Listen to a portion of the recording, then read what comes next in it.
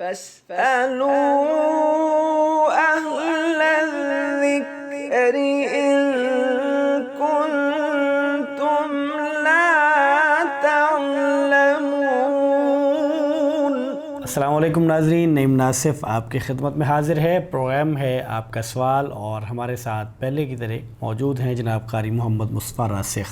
ناظرین، آج کے پروگرام کا موضوع ہے وطر، قنوت وطر اور اس سے جڑے جملہ مسائل انشاءاللہ تعالی ایک ایک کر کے ہم آپ کے سامنے رکھتے ہیں، بلکہ مفتی صاحب کے سامنے رکھتے ہیں، اور ان سے جو رہنمائی لیتے ہیں وہ انشاءاللہ تعالی ہم آپ کے سامنے رکھتے ہیں۔ جناب قاری صاحب جی الحمدللہ، آپ خیریت سے ہیں؟ آپ اللہ کا شکر ہے الحمدللہ۔ شیخ یہ فرمائیے گا کہ وطر کیا چیز ہے، اس کا معنی کیا ہے، مفہوم کیا ہے اس کا؟ بسم اللہ الرحمن الرحیم۔ لغوی اعتبار سے وطر کا معنی ہے مفرد۔ یہ وطر جو ہے جس کو کہتے ہیں طاقت، یعنی ایک تنہا۔ ایک حدیث شریف کے اندر نبی مکرم صلی اللہ علیہ وسلم نے فرمایا کہ ان اللہ وطر یحب الوطر، کہ اللہ تنہا ہے اور وہ وطر یعنی تنہائی کو ہی پسند کرتا ہے۔ ایک رکعت جو نماز ہے اس کو اللہ تعالیٰ پسند کرتے ہیں۔ تو یہ اصل میں ایسی نماز کو کہا جاتا ہے جو طاقت ہوتی ہے، وہ ایک رکعت ہو، وہ 3 ہوں، یا وہ 5 ہو جائیں، یا وہ 7 ہو جائیں، تو اس کو وطر کہا جاتا ہے۔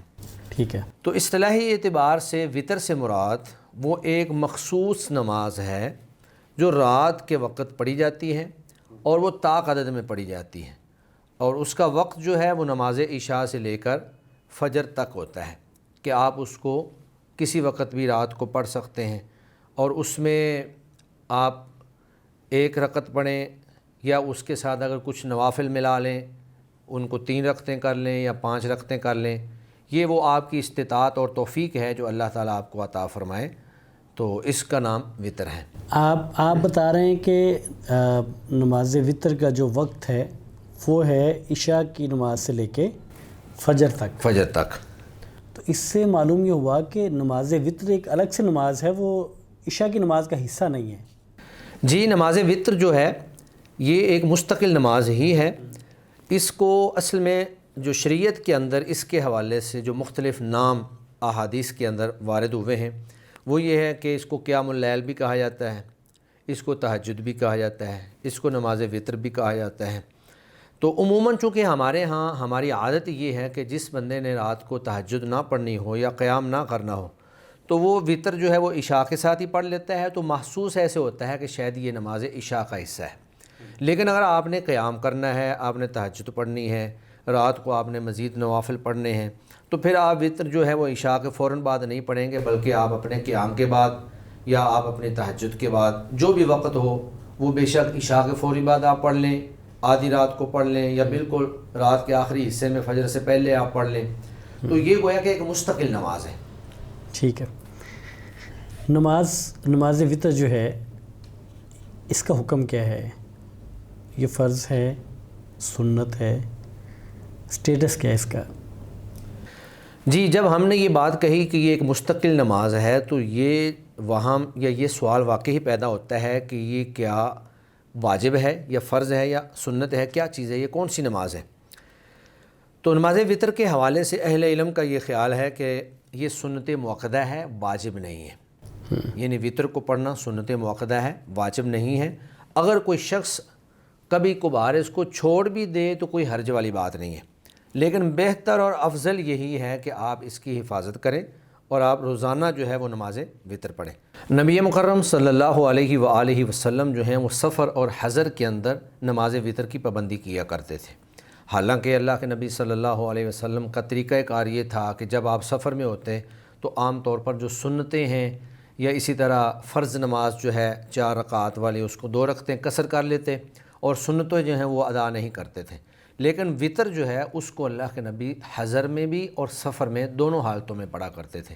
اب یہاں سے بعض لوگوں کے ذہن میں یہ بات گئی کہ شاید ہو سکتا ہے کہ وطر بھی واجب ہے، چونکہ اللہ کے نبی جب سنتیں چھوڑ رہے ہیں تو وطر آپ کیوں پڑھ رہے ہیں؟ تو حقیقت یہ ہے کہ یہ اگرچہ سنت ہی ہے، لیکن اللہ کے نبی صلی اللہ علیہ وسلم جس طرح فجر کی 2 سنتیں جو ہیں اہتمام کے ساتھ سفر کے اندر ادا کیا کرتے تھے، اسی طرح آپ صلی اللہ علیہ وآلہ وسلم جو ہیں وطر بھی اہتمام کے ساتھ سفر کے اندر ادا کیا کرتے تھے۔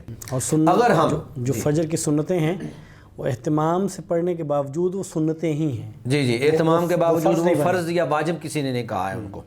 تو اسی طرح جو وطر ہے اس کا بھی اہتمام ضرور موجود ہے، لیکن اس کو کوئی بھی واجب یا فرض قرار نہیں دیتا۔ اگر آپ اس کو فرض یا واجب قرار دیتے ہیں تو اس کا مطلب یہ ہوا کہ فرض نمازیں 6 ہو جائیں گی۔ پہلے تو 5 نمازیں ہمارے اوپر فرض ہیں، فجر، ظہر، عصر، مغرب اور عشاء، اور اگر آپ وطر کو بھی فرض قرار دے دیتے ہیں تو یہ نمازیں 6 ہو جائیں گی۔ حالانکہ جتنی بھی احادیث نماز کے حوالے سے موجود ہیں ان سب کے اندر یہی ہے کہ اللہ تعالیٰ نے 5 نمازیں جو ہیں وہ ہم پر فرض کی ہیں۔ ٹھیک ہے۔ اسی طرح نبی مکرم صلی اللہ علیہ وآلہ وسلم سے یہ عمل بھی ثابت ہے، بخاری مسلم کے اندر موجود ہے۔ سیدنا عبداللہ بن عمر رضی اللہ تعالی عنہ فرماتے ہیں کہ اللہ کے نبی سواری پر وطر پڑھ لیا کرتے تھے، اور آپ کا یہ طریقہ بھی موجود ہے کہ آپ صلی اللہ علیہ وسلم بغیر عذر کے سواری پر فرض نماز نہیں ادا کرتے تھے۔ تو اس سے بھی یہ بات ثابت ہوتی ہے کہ نماز وطر فرض اور واجب نہیں۔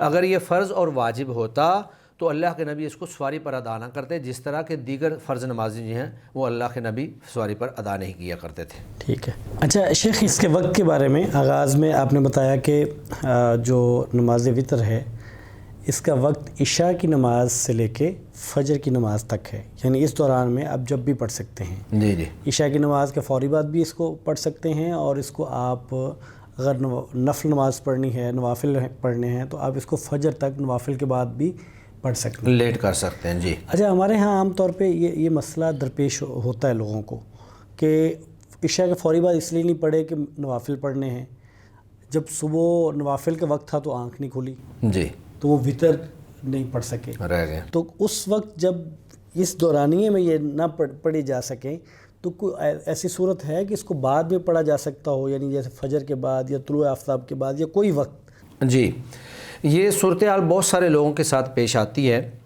اب ان کی نیت تو بہت اچھی ہوتی ہے کہ ہم رات کو اٹھیں گے اور اس وقت ہم اللہ رب العزت کے سامنے کچھ چند سجدے کر لیں گے، کچھ رکعات پڑھ لیں گے، اور اس کے بعد ہم وطر کی ادائیگی کر لیں گے۔ تو اس حوالے سے نبی مکرم صلی اللہ علیہ وآلہ وسلم کا جو طریقہ کار ہے، ایک صحابی تھے تو انہوں نے کہا کہ یا رسول اللہ مجھ سے اٹھا نہیں جاتا ہے، تو اللہ کے نبی صلی اللہ علیہ وسلم نے فرمایا کہ آپ عشاء کے فوراً بعد وطر پڑھ لیا کریں، تاکہ آپ کو یہ مسئلہ ہی درپیش نہ ہو کہ میرا وطر رہ گیا ہے۔ دوسری بات یہ ہے کہ جب وطر واجب ہی نہیں ہے، فرض ہی نہیں ہے، تو پھر اس کی قضا بھی نہیں ہے۔ یعنی اگر آپ کا وطر رہ گیا، آپ سوئے رہ گئے اور آپ کی آنکھ نہیں کھلی ہے، آپ رات کو نہیں اٹھ سکے ہیں، تو آپ کے اوپر یہ واجب اور فرض نہیں ہے کہ آپ اس کی قضا کریں۔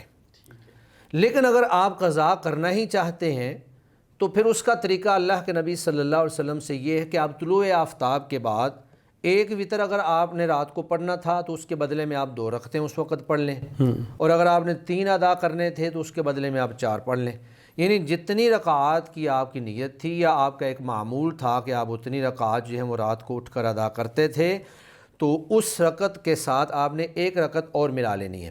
یعنی جب طلوع آفتاب کے بعد آپ نے وطر پڑھنا ہے تو پھر وہ وطر جو ہے طاق عدد نہیں ہوگا بلکہ وہ جفت عدد ہوگا، 1 رکعت زائد ہوگی، 1 رکعت آپ کو زائد ادا کرنا پڑے گی۔ تو گویا کہ آپ یہ طلوع آفتاب کے بعد آپ اس کو ادا کر سکتے ہیں، یہ اس کا ایک متبادل جو ہے موقع ہے یا محل ہے، مقام ہے کہ آپ اس وقت یہ ادا کر سکتے ہیں۔ ٹھیک ہے۔ اچھا شیخ، اس کے ساتھ اور بھی مسائل ہیں جو لوگ پوچھتے ہیں، مثال کے طور پہ دعائے وطر ہے جس کو قنوت وطر بھی کہتے ہیں، وہ بلکہ ہم آپ سے درخواست کریں گے کہ اس کا معنی بھی ہمیں بتا دیں کہ قنوت وطر کا مطلب کیا، اس کا مفہوم کیا ہے، یہ بھی بتا دیں، اور اس کے ساتھ یہ بھی بتا دیں کہ یہ جو دعائے وطر ہے یا قنوت وطر ہے، یہ اگر نہ پڑھی جا سکے کسی وجہ سے یا بھولنے کی وجہ سے یا ویسے ہی کسی نے کسی وقت میں چھوڑ دی، تو کیا اس کے چھوڑے جانے کی وجہ سے نماز وطر ناقص رہ جاتی ہے یا وہ مکمل ہے؟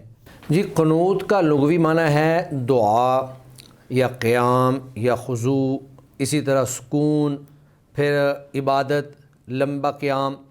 تو لفظ قنوت جو ہے یہ بے شمار جو ہے متعدد معنی کے اوپر استعمال ہوتا ہے، لیکن جو قنوت کا لفظ وطر کے اندر ہم مراد لے رہے ہیں اس سے مراد وہ دعا ہے جو ایک مخصوص مقام میں یعنی وطر کی نماز کے اندر ایک مخصوص مقام پر ہم ادا کرتے ہیں اس کو قنوت کہا جاتا ہے۔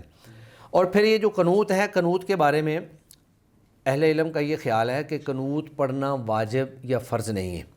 اس کی وجہ یہ ہے کہ جب وطر پڑھنا فرض اور واجب نہیں ہے تو اس کے اندر جو دعا ہے وہ بھی فرض اور واجب نہیں ہو سکتی ہے۔ جس طرح وطر پڑھنا مستحب ہے اسی طرح اس کے اندر دعا کرنا یہ بھی مستحب ہے۔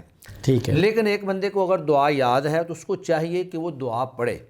ہاں اگر کبھی بھول کر رہ جائے یا کبھی بسا اوقات جان بوجھ کر بھی چھوڑ دے تو اس کے وطر کے اوپر انشاءاللہ کوئی اثر انداز نہیں ہوگی، اس کا وطر مکمل ہوگا اور کامل و اکمل ہوگا۔ یہی وجہ ہے کہ اگر کسی کی قنوت رہ جاتی ہے تو اس کے اوپر سجدہ سہو لازم نہیں آتا، کیونکہ یہ واجب اور فرض یا رکن یا شرط نہیں ہے نماز وطر کے اندر۔ کوئی پڑھ لیتا ہے تو انشاءاللہ جو بھی اس دعا کے اندر وہ پڑھے گا اس کو اجر و ثواب ملے گا اور اللہ تعالیٰ اس کو وہ چیزیں عطا فرمائیں گے جو وہ اللہ تعالیٰ سے مانگ رہا ہے۔ لیکن اگر اس کی دعا رہ گئی ہے تو اس کا وطر بھی مکمل ہے اور اس کے اوپر سجدہ سہو بھی نہیں ہے۔ ٹھیک ہے۔ اچھا، اسی طرح کی کا ایک اور مسئلہ ہے، وہ یہ ہے کہ جو دعائے وطر ہے یہ کس وقت پڑھی جائے گی؟ یعنی یہ بھی لوگ اس پہ پوچھتے ہیں اور کنفیوز رہتے ہیں کہ اس کا محل کیا ہے، یہ رکوع سے پہلے پڑھی جائے گی یا رکوع کے بعد پڑھی جائے گی؟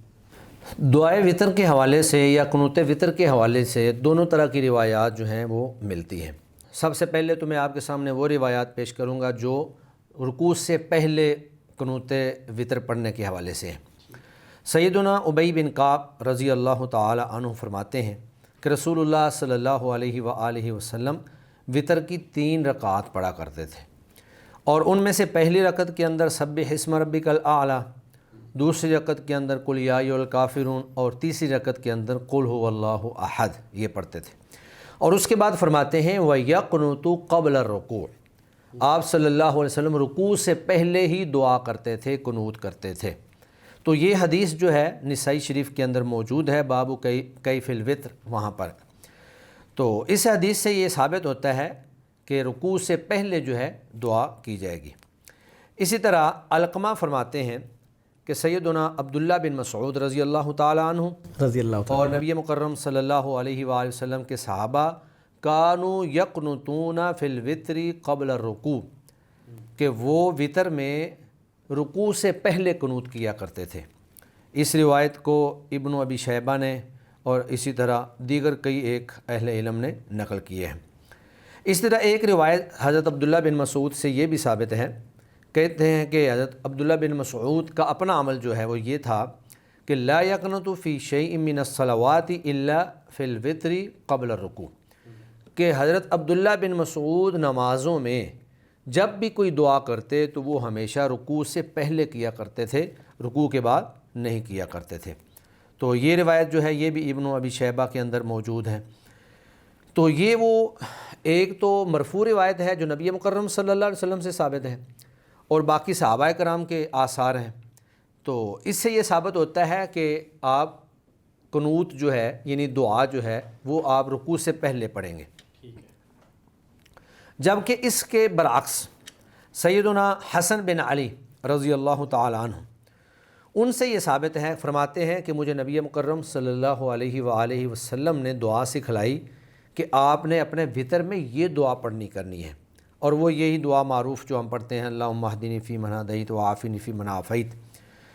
تو فرماتے ہیں کہ اللہ کے نبی نے مجھے فرمایا کہ اذا رفعت رأسی ولم یبق الا السجود، کہ جب میں اپنا سر اٹھاؤں اور سجدے کے علاوہ کچھ باقی نہ رہے، تو اس کا مطلب یہ ہے کہ جب میں رکوع سے سر اٹھاؤں، یعنی رکوع کے بعد پھر سجدہ ہی رہ جاتا ہے۔ تو یہ حدیث اس بات پر دلالت کرتی ہے کہ آپ رکوع کے بعد دعا کر سکتے ہیں، اور یہ حدیث مستدر حاکم کے اندر موجود ہے۔ اسی طرح ایک لمبی روایت ہے، عبد الرحمن بن عبد القاری جو ہیں وہ روایت کرتے ہیں، اور اس کے آخر میں جو انہوں نے الفاظ بیان فرمائے ہیں وہ یہ ہیں کہ ثم یکبر ویہوی ساجدا، کہ حضرت عمر رضی اللہ تعالی عنہ نے سیدنا ابی بن کعب رضی اللہ تعالی عنہ کو نماز وطر کے لیے یا تراویح کے لیے جو ہے باقاعدہ امام بنایا، اور پھر انہوں نے ان کا جو طریقہ بیان کیا ہے نا کہ وہ کیسے نماز پڑھاتے تھے، وہ ایک لمبا طریقہ بیان کیا ہوا ہے، لمبی حدیث جو ہے وہ موجود ہے۔ تو اس کے آخر میں جو الفاظ ہیں وہ یہ ہیں ثم یکبر ویہوی ساجدا، کہ وہ پہلے تو یہ دعا کرتے، وطروں کی جو دعا ہے اللہم ایاک نعبد ونک نصلی ونسجد والیک نسعی ونحفظ، یہ ساری دعا کرنے کے بعد کہتے ہیں جی پھر وہ اللہ اکبر کہتے اور سجدے میں چلے جاتے، ثم یکبر ویہوی ساجدا۔ تو یہ روایت جو ہے اس سے بھی یہ ثابت ہوتا ہے کہ آپ رکوع کے بعد جو ہے دعا کر سکتے ہیں۔ اس روایت کو امام ابن خزیمہ نے اپنی کتاب کے اندر نقل کیا ہے۔ اسی طرح ابو رافع بیان فرماتے ہیں کہ صلیت خلف عمر بن الخطاب، میں نے سیدنا عمر بن خطاب رضی اللہ تعالی عنہ کے پیچھے نماز پڑھی، فقنت بعد الرکوع، تو انہوں نے رکوع کے بعد جو ہے قنوت کی۔ ٹھیک ہے۔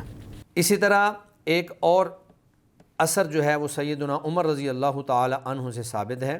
ابو عثمان نہدی فرماتے ہیں کہ حضرت عمر رضی اللہ تعالی عنہ انہ کان یقنت بعد الرکوع، کہ وہ رکوع کے بعد جو ہے وہ قنوت کیا کرتے تھے۔ اسی طرح عوام بن حمزہ سے مروی ہے، وہ فرماتے ہیں کہ میں نے ابو عثمان سے قنوت کے بارے میں سوال کیا تو انہوں نے فرمایا کہ بعد الرکوع، یہ جو ہے رکوع کے بعد ہوگی۔ فقلت عمن، میں نے پوچھا کہ یہ چیز آپ نے کہاں سے لی ہے؟ تو انہوں نے کہا کہ عن ابی بکر و عمر و عثمان، یہ طریقہ جو ہے میں نے سیدنا ابو بکر سے، سیدنا عمر سے اور سیدنا عثمان رضی اللہ تعالی عنہ سے لیے ہے۔ ٹھیک ہے۔ اگرچہ ان روایات کے اندر قنوت کا لفظ ہے، یعنی قنوت وطر نہیں، مطلق قنوت کا لفظ ہے، تو قنوت جو ہے وہ قنوت وطر بھی ہو سکتی ہے، قنوت نازلہ بھی ہو سکتی ہے، لیکن جب قنوت کے اندر یہ بات ثابت ہو گئی کہ وہ قنوت جو ہے رکوع کے بعد کیا کرتے تھے، تو قنوت نازلہ پر ہم قنوت وطر کو قیاس کر لیں گے اور اس کے اوپر قیاس کرتے ہوئے ہم اس کو رکوع کے بعد بھی ادا کر سکتے ہیں۔ تو گویا کہ یہ دونوں طرح کی روایات اور دونوں طرح کے جو آثار اور صحابہ کا جو عمل ہمارے سامنے ہے، اس سے یہ بات سامنے آتی ہے کہ آپ رکوع سے پہلے بھی دعا کر سکتے ہیں اور رکوع کے بعد بھی آپ دعا کر سکتے ہیں، اس میں گنجائش اور توسع موجود ہے۔ توسع ہے، ٹھیک ہے۔ اگرچہ روایات سے یہی معلوم ہوتا ہے کہ اس میں توسع موجود ہے، لیکن امام احمد بن حنبل رحمہ اللہ، ان سے جب پوچھا گیا کہ قنوت وطر جو ہے یہ کب ہونی چاہیے، تو انہوں نے کہا کہ القنوت بعد الرکوع، یہ رکوع کے بعد ہونی چاہیے۔ اس کی وجہ یہ ہے کہ اللہ کے نبی صلی اللہ علیہ وسلم نماز فجر میں جب قنوت نازلہ کرتے تھے مختلف عرب قبائل کے خلاف جنہوں نے 70 صحابہ کرام کو شہید کر دیا دھوکہ دے کر، تو اللہ کے نبی یہ قنوت ہمیشہ رکوع کے بعد کیا کرتے تھے۔ تو امام احمد بن حنبل ان کا موقف یہ ہے، یا آپ کہہ لیں کہ ترجیح وہ اسی بات کو دیتے ہیں کہ زیادہ افضل یہ ہے کہ آپ رکوع کے بعد کریں، کیونکہ اللہ کے نبی کی قنوت نازلہ ہمیشہ رکوع کے بعد ہوا کرتی تھی، اگرچہ پہلے کرنا بھی جائز ہے، اس کو ہم منع نہیں کر سکتے۔ تو اس میں اس کا مطلب یہ ہوا کہ قنوت نازلہ اور قنوت وطر میں فرق ہے۔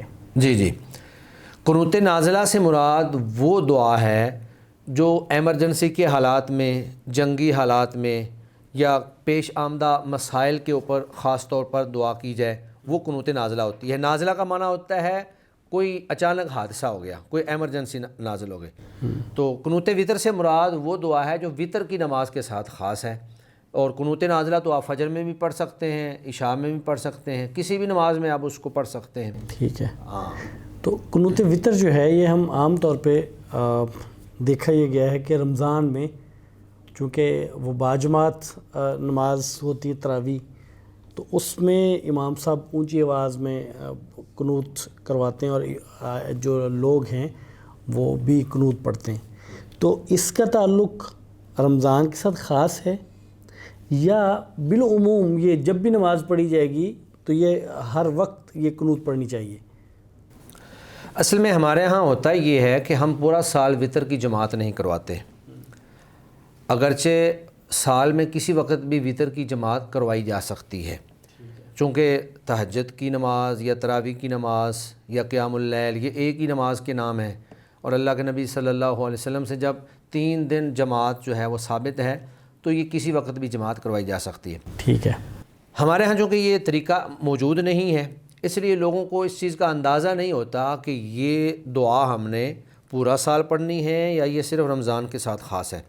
اور رمضان میں چونکہ تراویح کی باقاعدہ جماعت ہوتی ہے اور تراویح کے ساتھ ہی وطر کی بھی جماعت ہو جاتی ہے، تو جب وطر کی جماعت ہوتی ہے تو اس میں پھر جو بھی امام صاحب ہوتے ہیں وہ نماز وطر کے اندر قنوت جو ہے بلند آواز سے ادا کرتے ہیں، پڑھتے ہیں، اور لوگ جو ہے اس کے ساتھ ساتھ پڑھتے چلے جاتے ہیں۔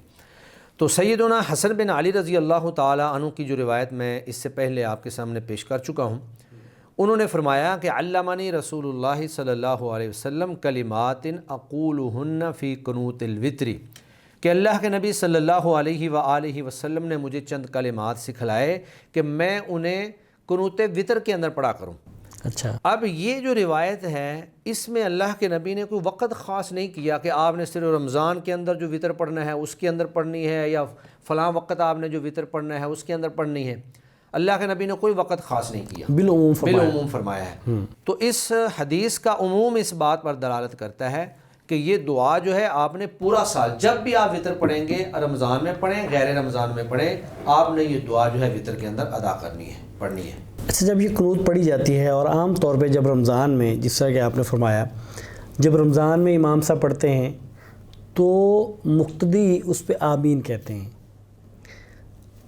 اس دعا میں، اور اسی طرح وہ جو جنازہ جب پڑھا جاتا ہے تو بھی یہ صورتحال اسی طرح ہے، امام صاحب جو ہیں وہ دعا مانگتے ہیں اور میت کے لیے، اور جو لوگ ہیں وہ آمین کہتے ہیں۔ تو سوال یہ ہے کہ جب امام صاحب دعا مانگ رہے ہوں، اور خاص طور پہ یہ دعائے وطر، قنوت وطر، تو جو مقتدی ہیں انہیں دعا پڑھنی چاہیے، وہ الفاظ دہرانے چاہیے، یا صرف ان کے لیے آمین کفایت کر جائے گی؟ جی، اگر کسی شخص کو دعا آتی ہے تو بہتر یہ ہے کہ وہ آدمی دعا ہی ساتھ ساتھ پڑھتا چلا جائے، کیونکہ جو الفاظ خود آپ ادا کر رہے ہیں ان کے اندر جو خضوع خشوع ہوتا ہے، یا دعا کے حوالے سے انسان کی توجہ ہوتی ہے، وہ اکیلا آمین کہنے میں نہیں ہوتی ہے۔ ٹھیک ہے، لیکن ایک بندے کو اگر دعا نہیں آتی ہے تو وہ پیچھے آمین بھی کہہ سکتا ہے، اور وہ آمین کہتا جائے گا تو وہ بھی دعا میں ویسے ہی برابر کا شریک ہوگا جس طرح کے امام صاحب جو ہیں وہ دعا ادا کر رہے ہیں۔ سیدنا عبداللہ بن عباس رضی اللہ تعالی عنہ سے ایک حدیث مروی ہے کہ کانت رسول اللہ صلی اللہ علیہ وسلم شہرا متتابعا فی الظہر والعصر والمغرب والعشاء وصلاۃ الصبح فی دبر کل صلاۃ، کہ اللہ کے نبی صلی اللہ علیہ وآلہ وسلم نے ایک مہینہ مسلسل ساری نمازوں میں، ظہر، عصر، مغرب، عشاء اور صبح، ساری نمازوں میں جو مختلف قبائل تھے، بنو سلیم تھا، ریعل تھا، ذکوان تھا، وسیہ تھا، یہ جو قبائل تھے جنہوں نے صحابہ کرام کو دھوکے سے شہید کر دیا تھا، اللہ کے نبی ایک مہینہ مسلسل جو ہے ان کے خلاف بد دعا کرتے رہے۔ اور صحابی فرماتے ہیں کہ وَيُؤَمِّنُ مَنْ خَلْفَهُ، جو آپ کے پیچھے نمازی ہوتے تھے وہ آپ کے ساتھ ساتھ آمین کہتے جا رہے تھے۔ تو یہ روایت تو اگرچہ قنوت وطر کے بارے میں نہیں ہے، قنوت نازلہ کے بارے میں ہے، لیکن قنوت نازلہ اور قنوت وطر جو ہے ان کو آپ ایک دوسرے پر قیاس کر سکتے ہیں۔ قنوت وطر کو قنوت نازلہ پہ قیاس کرتے ہوئے آپ یہ کہہ سکتے ہیں کہ جو شخص دعا جس کو یاد نہیں ہے، اگر وہ امام کے ساتھ ساتھ آمین کہتا جائے تو اس کا آمین کہنا بھی درست ہے، اور انشاءاللہ وہ ان تمام دعاؤں میں امام کے ساتھ شریک ہو جائے گا جو امام صاحب نے دعائیں مانگی ہیں اور جو امام صاحب نے پڑھی ہیں۔ اچھا، یہ بالکل اسی طرح کا ایک اور مسئلہ ہے، جیسے یہ ہم نے بات کی نا کہ دعا جو ہے وہ رکوع سے پہلے پڑھی جائے گی کہ بعد میں پڑھی جائے گی، اسی سے ملتا جلتا مسئلہ یہ ہے کہ جب دعا مانگی جائے گی تو ہاتھ اٹھائے جائیں گے کہ نہیں اٹھائے جائیں گے؟ جی، ہاتھ اٹھا کے جو دعائے وطر ہے وہ مانگی جائے گی یا ہاتھ چھوڑ کے مانگی جائے گی؟ قنوت وطر کے حوالے سے بالنص صراحت کے ساتھ کوئی روایت یا کوئی حدیث ثابت نہیں ہے کہ آپ نے ہاتھ اٹھانے ہیں یا نہیں اٹھانے ہیں، قنوت وطر کی میں بات کر رہا ہوں۔ ٹھیک ہے، لیکن عام دعائیں، نماز کے اندر عام دعائیں یا قنوت نازلہ کے حوالے سے آپ صلی اللہ علیہ وآلہ وسلم کا طرز عمل اور آپ کا طریقہ جو ہے وہ مختلف روایات کے اندر موجود ہے۔ مسلم شریف کی ایک روایت ہے، سیدنا عبد الرحمن بن سمرہ رضی اللہ تعالیٰ عنہ فرماتے ہیں کہ ایک دن سورج جو ہے وہ گرہن لگ گیا تو میں بھی وہاں پر موجود تھا۔ میں نے کہا کہ میں آج ضرور دیکھوں گا کہ اللہ کے نبی صلی اللہ علیہ وآلہ وسلم کیا عمل جو ہے وہ کرتے ہیں۔ کہتے ہیں کہ میں آپ کے پاس آیا، آپ نماز میں کھڑے تھے اور اس میں کیا ہے، رافعا یدیہ، آپ نے اپنے دونوں ہاتھوں کو بلند کیا ہوا تھا۔ فجعل یسبح ویہلل ویکبر، تو اللہ کے نبی ہاتھ بلند کر کے تسبیحات، تحلیلات، تکبیرات جو ہے وہ کہہ رہے تھے۔ تو اس روایت کے اندر رافعاً یدیہ کے جو الفاظ ہیں اس سے ثابت ہوتا ہے کہ رسول اللہ صلی اللہ علیہ وسلم نماز کے اندر جو بھی دعا کرتے تھے اس میں آپ صلی اللہ علیہ وسلم اپنے ہاتھوں کو بلند کر لیتے تھے۔ تو یہاں پہ وجہ دلالت یہ ہے کہ نماز کے اندر دعا کرنے میں ہاتھوں کو اٹھانا یہ اللہ کے نبی سے ثابت ہے اور مشروع ہے، بے شک وہ قنوت وتر کی دعا ہو یا وہ کوئی بھی دعا ہو۔ تو آپ عام دعاؤں کے اوپر قنوت وتر کو قیاس کرتے ہوئے اس میں اپنے ہاتھ کو اٹھا سکتے ہیں۔ اسی طرح ایک دوسری روایت ہے کہ نبی مکرم صلی اللہ علیہ وآلہ وسلم نے جب قنوت نازلہ کی تو اس میں بھی آپ صلی اللہ علیہ وسلم نے رفع یدیہ یدعو علیہم کہ اللہ کے نبی نے اپنے ہاتھوں کو بلند کیا اور ان کے خلاف بد دعا کی، یعنی علی الذین قتلوہم، جنہوں نے صحابہ کرام کو شہید کیا تھا، قتل کیا تھا۔ تو یہاں بھی وہی دلالت ہے کہ جس طرح قنوت نازلہ میں آپ ہاتھوں کو بلند کر سکتے ہیں، اسی طرح قنوت وتر کو اس پہ قیاس کرتے ہوئے آپ اپنے ہاتھوں کو بلند کر سکتے ہیں۔ تو اس کا مطلب کیا ہے کہ اس میں توسع ہے، یعنی وہی وسعت یہاں بھی ہے کہ نہ بھی ہاتھ اٹھائے تو دعا ٹھیک ہے ہو جاتی ہے، اور اگر ہاتھ اٹھا لے تو بھی ٹھیک ہے؟ جی، اس میں بھی اہل علم کے دونوں موقف پائے جاتے ہیں۔ جو تو قیاس کے قائل ہیں اور وہ قنوت نازلہ پر اس کو قیاس کرتے ہیں، وہ کہتے ہیں جی آپ ہاتھ اٹھا لیں، لیکن بعض اہل علم جو ہیں وہ کہتے ہیں جی ہم قیاس نہیں کریں گے، اور جو قیاس کے قائل نہیں ہیں وہ ہاتھ کہتے ہیں جی نہ اٹھائیں۔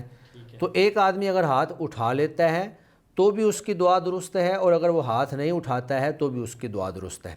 لیکن اس میں ایک چیز جو ہے وہ بڑی عام طور پہ دیکھی گئی ہے جو کسی بھی نص یا حدیث سے ثابت نہیں ہے۔ بعض لوگ جو ہیں وہ رکوع سے پہلے دعا کرتے ہیں اور ہاتھ بھی نہیں اٹھاتے، لیکن کرتے یہ ہیں کہ جب وہ سورت پڑھ لیں گے، مثلا انہوں نے سورہ اخلاص پڑھی، قل هو اللہ احد اللہ الصمد لم یلد ولم یولد ولم یکن لہ کفوا احد، اس کے بعد وہ فوری دعا شروع کرنے کی بجائے وہ پہلے کہیں گے اللہ اکبر، یعنی اس وقت وہ تکبیر بھی کہیں گے، رفع الیدین بھی کریں گے، اور پھر ہاتھ باندھ لیں گے اور پھر دعا کرنا شروع کر دیں گے۔ تو یہ کسی نص سے ثابت نہیں ہے، یہ طریقہ جو ہے جہالت پر مبنی ہے، اس طرح نہیں کرنا چاہیے۔ اگر آپ نے ہاتھ نہیں اٹھانے تو نہ اٹھائیں، آپ رکوع سے پہلے جس طرح آپ قیام کی حالت میں کھڑے ہیں، آپ نے ہاتھ باندھے ہوئے ہیں، اسی انداز میں ہی آپ جو ہے اپنی دعا شروع کر دیں، اور رکوع سے پہلے آپ اپنی دعا پڑھ لیں۔ ٹھیک ہے۔ اچھا، جب دعا پڑھ لی تو ہمارے ہاں یہ بھی ہم یہاں دیکھتے ہیں کہ بعض لوگ تو ویسے ہاتھ چھوڑ دیتے ہیں، لیکن اکثر لوگ اس کو چہرے پہ ہاتھ پھیرتے ہیں، عام دعاؤں میں بھی اور قنوت وتر میں بھی۔ تو دعائے وتر یا قنوت وتر میں دعا مانگنے کے بعد ہاتھوں کو چہرے پر پھیرنا یہ ٹھیک ہے؟ قنوت وتر میں دعا کے بعد چہرے پر ہاتھ پھیرنے کے حوالے سے دو روایات جو ہیں وہ مختلف احادیث کی کتابوں کے اندر موجود ہیں۔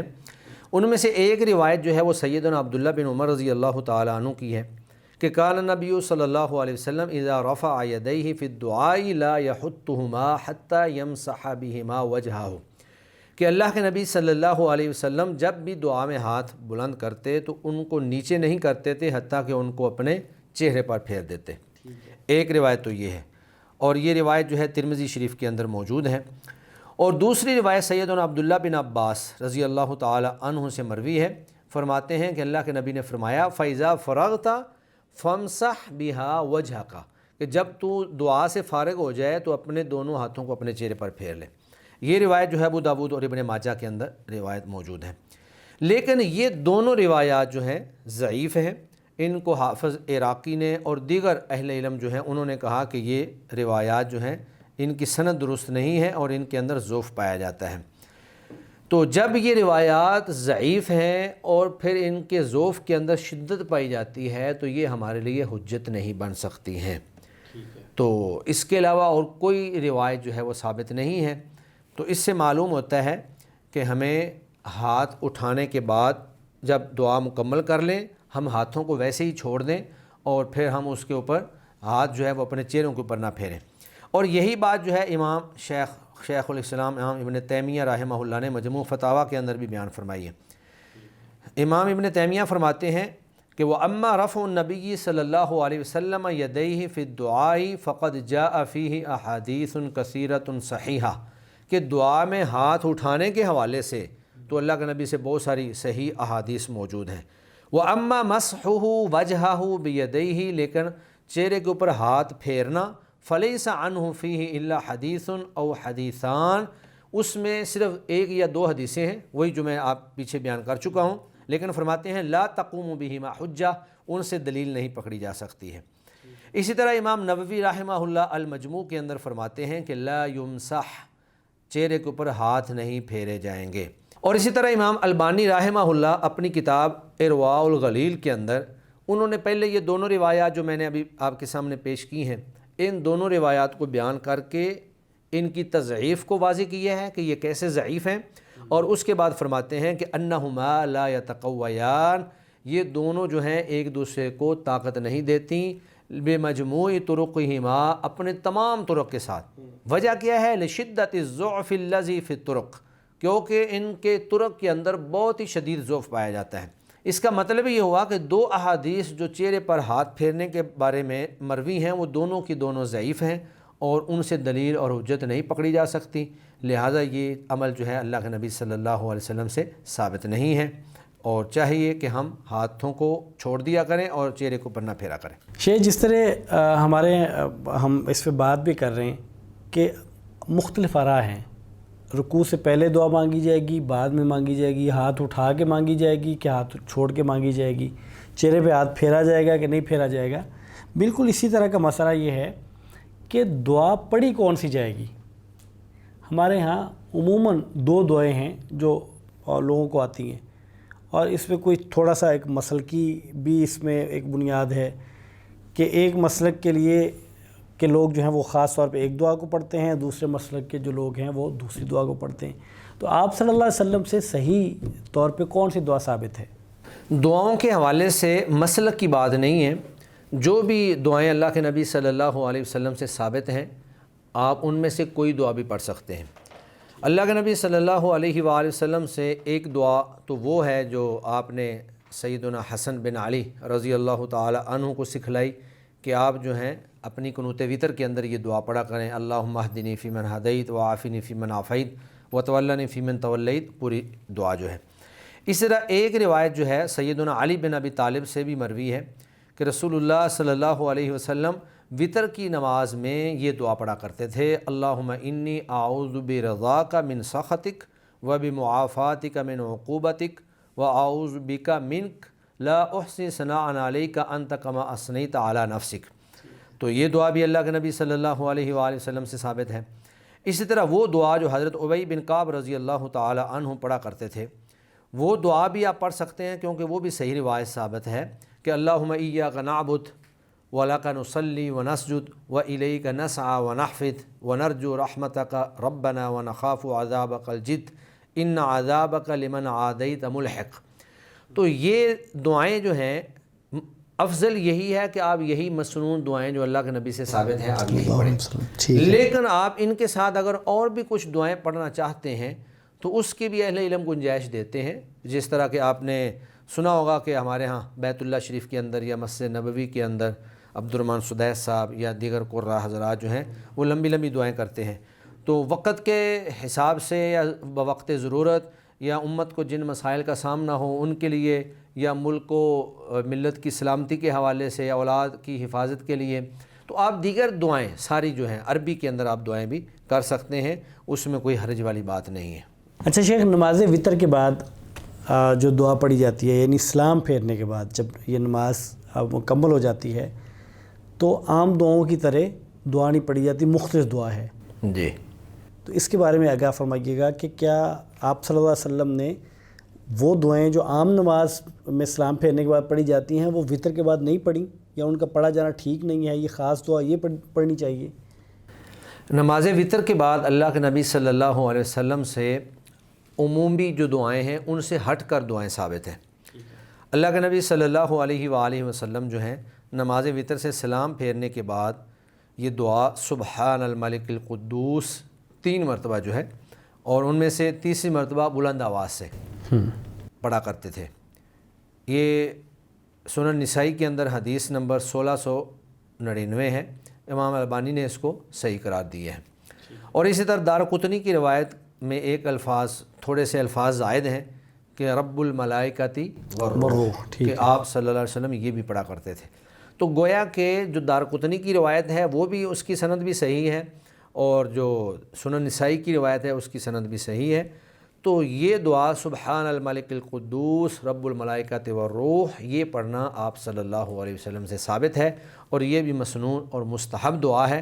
اس میں کوئی ایسی بات نہیں ہے کہ یہ کسی نے اپنی طرف سے بنائی ہے یا تین دفعہ پڑھیں گے؟ جی 3 دفعہ پڑھیں گے۔ ٹھیک ہے، اور اس کے بعد ختم ہو جائے گا یا دوسری دعائیں اس دعا کے بعد؟ اس کے بعد دیگر دعاؤں کی پھر ضرورت نہیں ہے، اس کے بعد آپ کی نماز مکمل ہے، اس کے بعد آپ اپنے گھر کو جا سکتے ہیں، اور اگر گھر میں پڑھ رہے ہیں تو آپ آرام فرما سکتے ہیں۔ ٹھیک ہے۔ اچھا شیخ یہ بتائیے گا کہ نماز وطر کے بعد عام طور پہ سنا یہ گیا ہے کہ یہ سب سے آخری نماز ہے، یعنی اس کے بعد پھر نفل نماز نہیں ہوگی، جبکہ ہم نے یہ بھی سنا ہے اور لوگ پڑھتے بھی ہیں کہ 2 رکعت نماز اس کے بعد پڑھی جاتی ہے نفل نماز، تو اس میں صحیح بات کیا ہے؟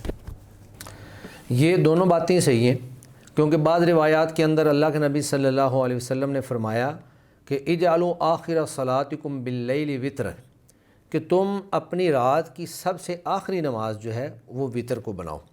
تو اسی لیے ہم کہتے ہیں کہ اگر کسی نے تہجد پڑھنی ہو، قیام اللیل کرنا ہو، رات کو نوافل ادا کرنے ہوں، تو اس شخص کو چاہیے کہ وہ نماز وطر جو ہے عشاء کے فوری بعد ادا کرنے کی بجائے اس کو لیٹ کر دے، اور وہ تہجد، قیام اللیل یا جو بھی وہ اللہ رب العزت کی عبادت کرنا چاہتا ہے وہ کرنے کے بعد وہ وطر ادا کر لے۔ عمومی حکم تو یہی ہے، لیکن بعض روایات ایسی بھی موجود ہیں کہ نبی مکرم صلی اللہ علیہ وآلہ وسلم سے وطر کے بعد 2 رکعات ادا کرنا بھی ثابت ہے۔ تو اگر کوئی شخص وطر کے بعد 2 رکعت تک ادا کرتا ہے، اس سے زیادہ کی گنجائش نہیں، 2 رکعت اگر ادا کر لیتا ہے تو وہ بھی اللہ کے نبی صلی اللہ علیہ وسلم کی سنت کے مطابق ہوگا، اس سے ہٹ کر نہیں ہوگا۔ آپ مطلب 2 رکعتیں جو ہیں وطر کے بعد بھی ادا کر سکتے ہیں۔ ٹھیک ہے۔ اچھا جب وطر پڑھا جاتا ہے، ہم بعض نمازوں کے بارے میں احادیث میں پڑھتے ہیں، سنتے ہیں کہ آپ صلی اللہ علیہ وسلم بتاتے ہیں کہ مغرب کی نماز میں آپ صلی اللہ علیہ وسلم کا معمول یہ ہوتا تھا کہ فلاں فلاں صورتیں پڑھتے، جی فجر کی نماز میں عام طور پہ اتنی تلاوت کرتے، جمعہ کی نماز میں اب یہ فلاں صورتیں پڑھتے، ٹھیک ہے۔ تو نماز وطر جو ہے، کیا اس کے بارے میں بھی کوئی آپ صلی اللہ علیہ وسلم کا معمول تھا کوئی خاص صورتیں پڑھنے کا؟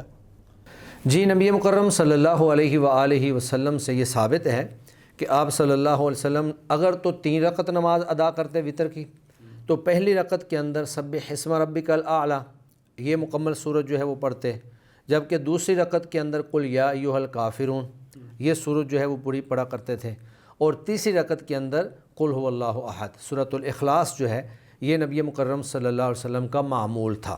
آپ صلی اللہ علیہ وسلم یہ صورتیں جو ہیں ادا کیا کرتے تھے۔ جب آپ 1 رکعت ادا کر رہے ہیں تو جب پہلی 2 رکعتیں ختم ہو گئی تو ان کی صورتیں بھی ساتھ ختم ہو گئی، پھر 1 رکعت کے اندر آپ صرف سورہ اخلاص قل هو اللہ احد اللہ الصمد جو ہے یہی آپ پڑھیں گے، اس کے علاوہ اور کوئی چیز نہیں پڑھیں گے۔ سنت طریقہ یہی ہے، اور آپ صلی اللہ علیہ وسلم کا معمول بھی یہی ہے۔ ٹھیک ہے۔